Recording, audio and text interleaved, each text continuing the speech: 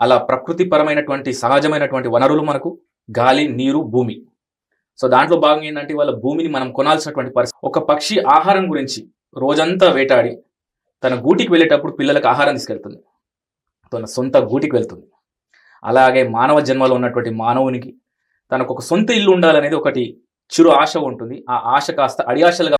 So ప్రతి ఇంట్లో మరొక ఇల్లు ఉంటుంది. అది అద్దె ఇల్లు కావచ్చు, లేకపోతే సొంత ఇల్లు కావచ్చు. ఆ ఇంకొక మరొక ఇల్లు ఏంటంటే ఒంటిల్లు.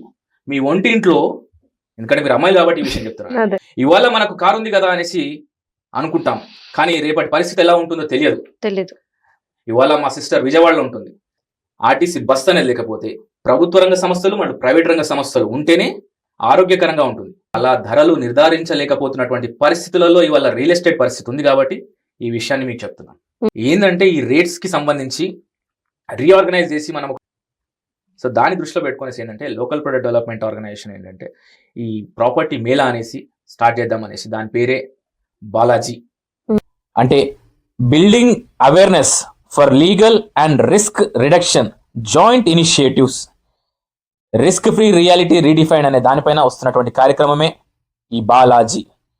ప్రతి ఒక్కరి సొంత ఇంటి కళను నెరవేర్చే కార్యక్రమంలో భాగంగా ఈ రీబిల్డ్ ఆఫ్ రియల్ ఎస్టేట్ లో తలపెట్టినటువంటి కార్యక్రమమే ఈ బాలాజీ. సో ఒక సుందరమైన నగరంలో సామాన్యుడు, స్థానికుడికి ఇల్లు అనేది కంపల్సరీగా ఉండాలి. అంటే వాళ్ళకు కావాల్సినటువంటి రీతిలో వాళ్ళు ఇల్లు తీసుకునే విధంగా తగు చర్యలు తీసుకోవాలనేసి మేము ఒక ఎల్పిడిఓ. మీరు ఇందాక బిల్డర్కి నేను ఎప్పుడు కూడా సపోర్ట్ కాదండి. బిల్డర్ దగ్గర దాదాపు కొన్ని వందల మంది ఇన్వెస్ట్మెంట్ చేస్తారు. అవును సార్. నా వీడియోస్లో మీరు గమనించినట్టు చూసినట్టయితే మా లోకల్లో ఉన్నటువంటి సంస్థలను అప్రోచ్ అయ్యి ఇలా చేద్దాము, ఇలా ముందుకెళ్దాము, తద్వారా ఏంటంటే కస్టమర్ని మోటివేట్ చేస్తూ అటు బిల్డర్కి ఒక సేల్స్ చూపించే ప్రయత్నమే లోకల్ ప్రొడక్ట్ డెవలప్మెంట్ ఆర్గనైజేషన్ చేస్తున్నటువంటి వినూత్న కార్యక్రమం ఇది.